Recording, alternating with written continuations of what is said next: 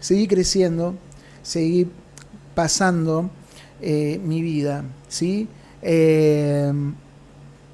Siempre tuve la capacidad, no sé, yo creo que Dios siempre estuvo en mi vida y me emociona un poco, porque cuando un niño vive muchas cosas durísimas, y hay algo que no te conté, que te lo voy a contar ahora, cuando un niño vive cosas durísimas, si no las sanás, eso te forma y ahí salen otro tipo de personas. Cuando un niño es lastimado, cuando un niño es marcado, cuando un niño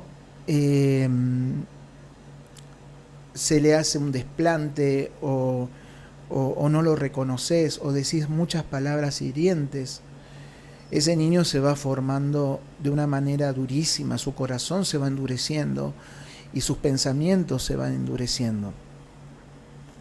Te estaba hablando de una edad muy linda, a donde yo conocí el rugby a los 8 años, pero a los 8 años ahí tengo, podemos decir, una situación que fue muy fuerte en mi vida, que me llevó a ocultarlo por muchos años. Y no me da vergüenza decirlo porque lo he comentado en conferencias, en talleres. Me emociono porque es emocionante después de tantos años. Estaba muy acostumbrado a hablar y contar mi vida. Soy una persona muy transparente y muchas personas me han dicho que la transparencia a veces te juega en contra. De que hay personas que no valoran la transparencia. Que la transparencia en ciertos ámbitos, en ciertos lugares, puede ser muy buena, excelente, pero en el gran porcentaje te juega en contra. Mira, yo prefiero ser transparente. Transparente no solamente con mis aciertos, con mis virtudes, sino ser transparente con mis errores, con mis fracasos y con las cosas que debo cambiar. A los 8 años vivo la situación, podemos decir, más allá de las palabras que había escuchado de niño, más que nada de mi padre, la falta de demostración de cariño de mi padre, lo que un niño vive con otros niños, ¿no? De que los niños son ofensivos y te van a decir que si sos gordo porque sos gordo, si sos flaco porque sos flaco, si sos un torpe porque no sabes hacer esto, porque no sabes jugar, no sabes hacer algo. Bueno, siempre los niños en ese ámbito se ofenden, dicen muchas cosas que son hirientes. Pero a mí particularmente a los 8 años viví algo que en un momento muy determinado marcó mucho mi vida y que fue el abuso sexual. No me da vergüenza comentarlo, porque cuando uno comenta y uno muestra esta transparencia, alguno me va a decir, vos estás dando muchos datos para que después te hagan, perdóname la expresión, pelota. Yo les voy a decir una cosa, yo ya estuve hecho pelota. Yo no reniego de mi pasado. El pasado no pesa sobre mi presente. Al contrario, hoy doy testimonio de que superé el pasado y que no vivo enganchado del pasado. Eso puede ser para una persona que no resolvió sus cosas del pasado.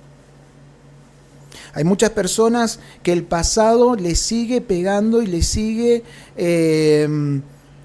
teniendo injerencia en su presente. Yo te voy a decir una cosa, si ese pasado sigue teniendo injerencia en tu presente, no tenés un futuro. Nunca vas a visualizar un futuro. Y hay muchas personas que no pueden crecer, y hay muchas personas que no pueden avanzar. Y hay muchas personas que viven con tantas estructuras, con tantas limitaciones. Y quiero decirte una cosa, esas son estructuras. Algunos confunden estructura con orden. A mí me dicen, vos sos muy estructurado. Vos siempre sos el coach. Ayer le estaba hablando a una persona, vos sos el coach. Y yo le digo, no, no soy un coach. Yo ya tengo una formación, una visión de la vida. Y no es que sea estructurado. Tengo un orden, tengo en claridad ciertos puntos, ciertas cosas que para mí ya no son un paradigma, o que eran cosas que eran limitaciones, o que me provocaban infelicidad en mi vida.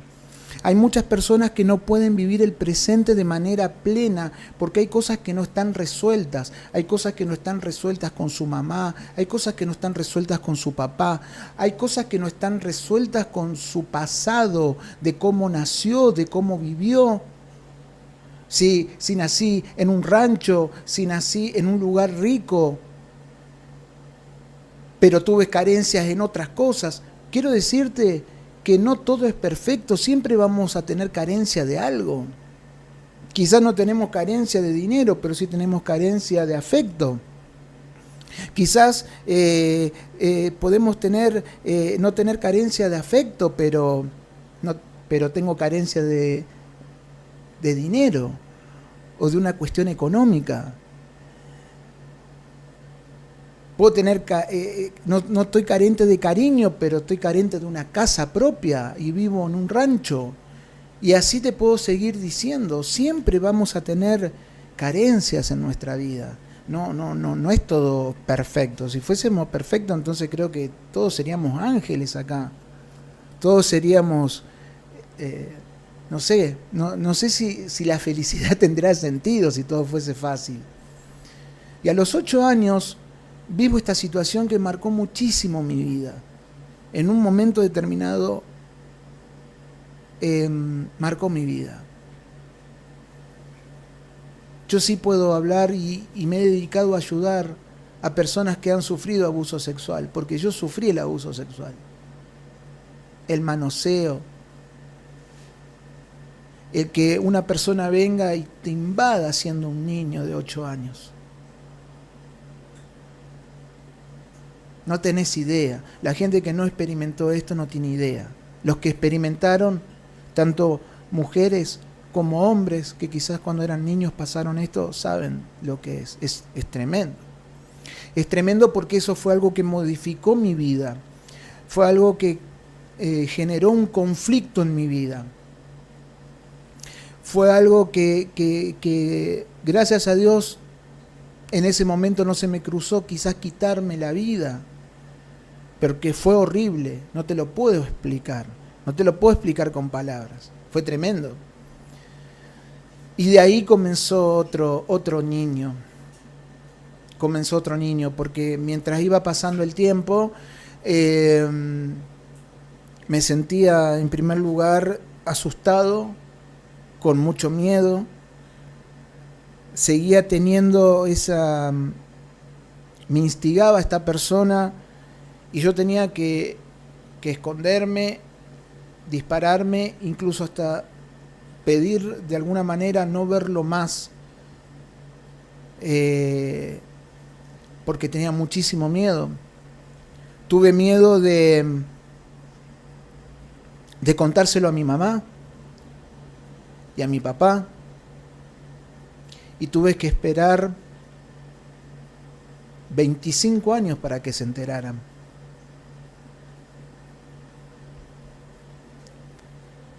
Fue muy duro. Pero paralelamente nunca perdí la alegría, nunca perdí la felicidad. Disfruté mucho, porque a mi manera, siendo muy pequeño, sin ayuda de mamá, sin ayuda de papá, sin ayuda de psicólogos, sin ayuda de nadie, comencé a avanzar. Primero, como te digo, con mucho miedo, con mucho temor, con muchas dudas. Fue muy duro. Y fui avanzando. Y seguí jugando. Y seguí sonriendo. Seguí disfrutando la vida. Seguí jugando con los juguetes, con mis amigos. Pero paralelamente había mucho odio. en un momento se despertó el odio. Y eso lo fui visualizando cuando iba creciendo, teniendo 9 años, 10 años, 11 años. Paralelamente sigo usando esa palabra porque era algo paralelo. Era como que podía reír, podía jugar, pero dentro de mí había odio, había violencia. Se despertó algo en mí que no tenía, que era ser violento, era ser reaccionario. Y era una mezcla en mi personalidad que fue muy raro. Llego a la secundaria y comienzo una nueva etapa. A los 12 años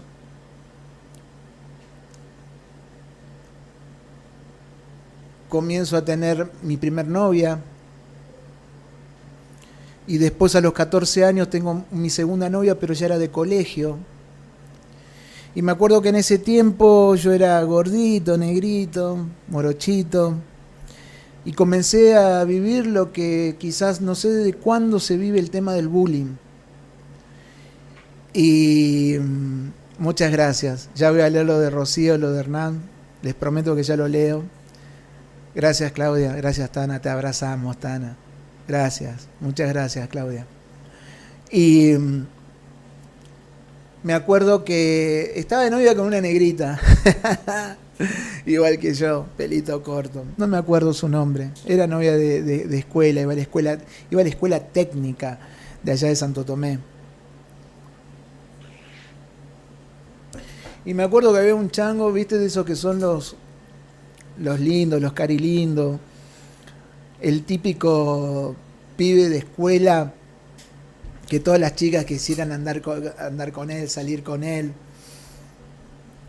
Y me acuerdo que una vez estaba en la plaza, siempre la veía a mi novia ahí de escuela en la plaza, en la salida de la escuela. Y un día viene y empieza a molestarme, y otro día empieza a molestarme, y pasaban los días, me molestaba. Y un día, en la salida del colegio, viene y me empieza a molestar como lo hacía todos los días, porque era todos los días. Y yo eso tampoco se lo contaba a mi mamá, ni siquiera se lo contaba a mis profesores.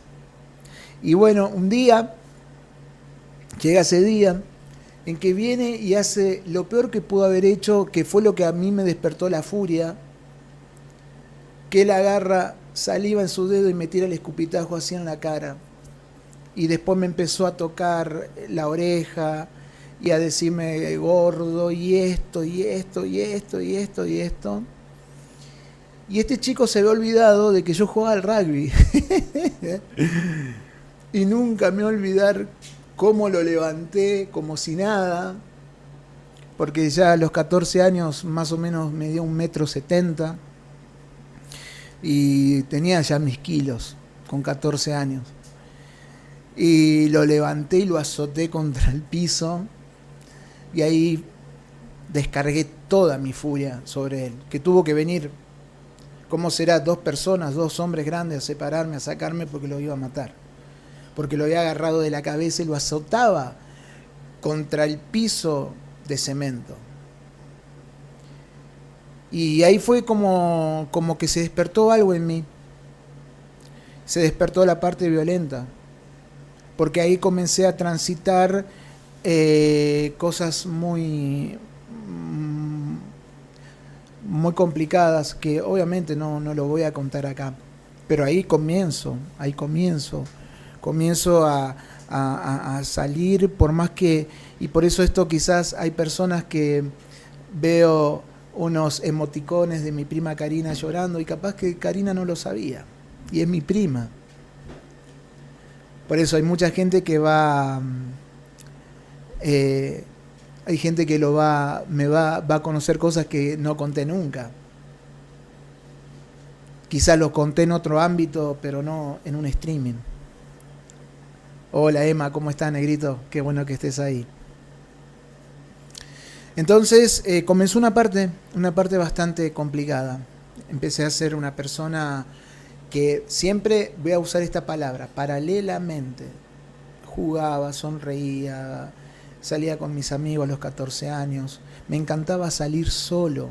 Desde los 8 años mi mamá me enseñó a tomar un micro y me recorría 8 kilómetros en el micro, era el pibe más feliz, me encantaba ir al centro, hacer mandados, iba a la farmacia, iba donde me mandaba mi mamá o mi papá.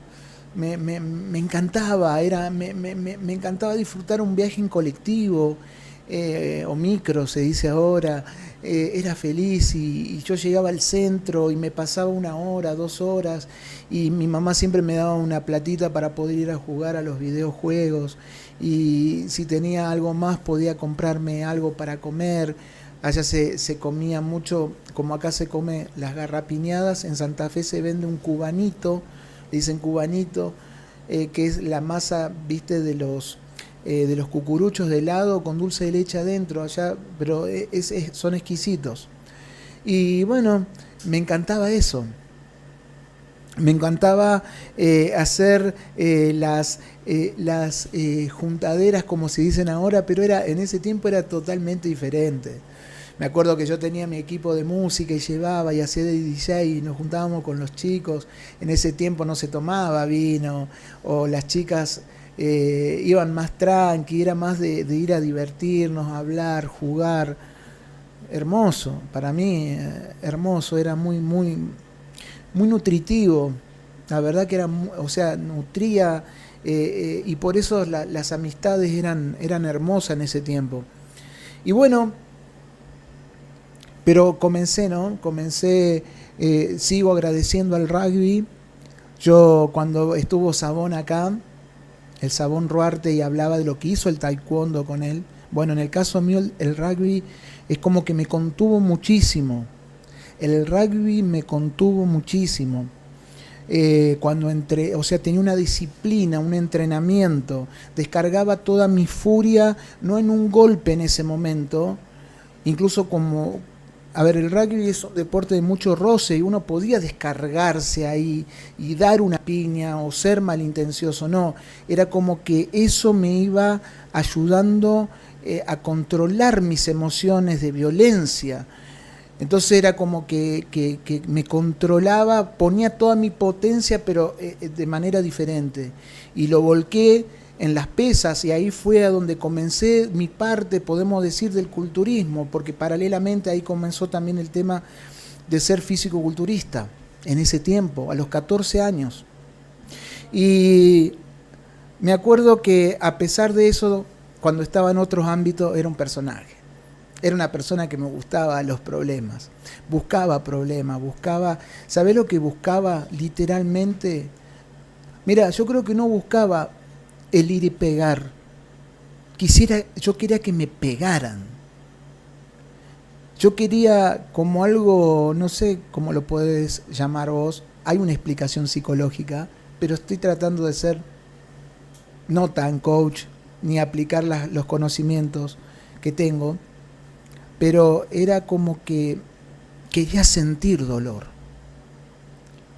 porque estaba acostumbrado a vivir en el dolor. En ese tiempo estaba acostumbrado a vivir en el dolor y quería más dolor. Es como la persona que es adicta. No está viendo si le hace mal, no está viendo si le está dañando el cerebro, la salud física, mental. No. Quiere sentir ese momento. Y yo quería sentir dolor. Y obviamente al sentir dolor, devolvía dolor. Qué loco, ¿no? Este es el Tano, porque ya no está eso, pero es parte de mi historia y es lo que pude superar, porque el tema es cuando superás las cosas, no cuando no las superaste.